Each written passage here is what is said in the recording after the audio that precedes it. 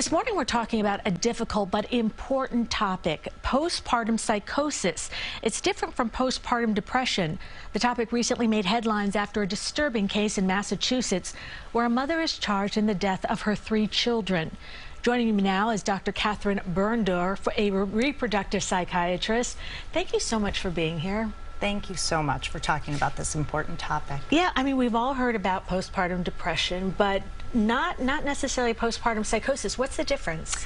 Well, postpartum depression is part of, as is postpartum psychosis, part of a spectrum of illnesses that we call perinatal mood and anxiety disorders, or PMADs. And they encompass depression, anxiety, OCD, PTSD, bipolar disorder. Postpartum psychosis is the most extreme version of these illnesses. And it's this issue, this illness, where there's a loss of touch with reality that can lead to a tragic ending. What are the signs of postpartum psychosis? So usually you see with people, with women in the postpartum, they're feeling confused and a bit disoriented. They may appear like they are talking to themselves or hearing a voice. Sometimes they're paranoid. They're all different ways that people can appear, but they are not in reality. Now, what's confusing is sometimes they appear as if they are. So the symptoms can wax and wane, and that makes it sometimes very hard to detect. If you recognize some of these signs in a loved one, what's the best way to approach the person? First and foremost, if someone is not sort of themselves, I always say don't take no for an answer. If they say I'm fine, but you know they're not fine, do not let that go. Call for help, find a doctor, find a mental health professional that can help. Now, in the case of postpartum psychosis, this is our most severe psychiatric emergency because of the potential outcome that can lead to suicide or homicide. So we must immediately get someone to an emergency room. They often need to be hospitalized. They require medication and observation. It's a really rare but severe form, most extreme form of these illnesses in the postpartum. And it's quite rare. Quite rare. And it's very rare for women to kill their children. And again, I think when the lay population hears this, it's so upsetting. It's upsetting to all of us. But what people don't realize is the killing is very rare, but the illnesses are not.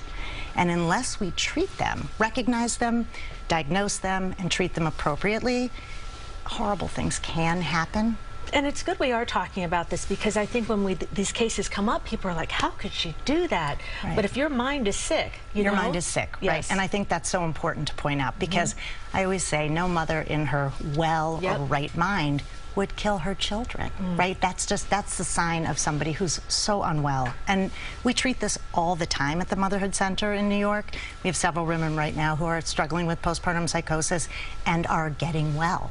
It's super treatable. And it's treatable through medication, therapy, and sometimes hospitalization? Almost always with postpartum psychosis, hospitalization. Okay. And then they can step down to places that are intensive care, like Motherhood Center, where they will get a lot of observation and treatment and sort of psychosocial supports. There's a lot of family support and involvement that really helps. Well, first of all, the Motherhood Center, I know I covered it when you first opened, and I thought, gosh, there really is a need to focus on moms. What else do you want parents and even expectant parents to know? You know, I think it's really important generally to understand that motherhood is hard, that it's a challenge, and that we don't like to think of it that way. I think we all have this fantasy version of what it is to be a mom, and moms are these all nurturing, all loving beings, but we're all human, right? We're human, and we struggle, and we have illnesses and other issues as well, and I don't want people to miss that, or moms to not come forward because they feel shame or stigma or fear that if they say they're not feeling well, or they're having intrusive, violent thoughts, which can happen to women who are not having any illness. What if I push the baby in front of the bus and the bus runs over the baby? No one wants to tell you that because they're scared they'll think you are going to act and they'll take your kids away. But we can't help you if we don't know. Exactly, and you're saying it's treatable, and that's the important thing. So treatable. Doctor, thank you so much for being here and giving us such important information. Thank you for focusing on it.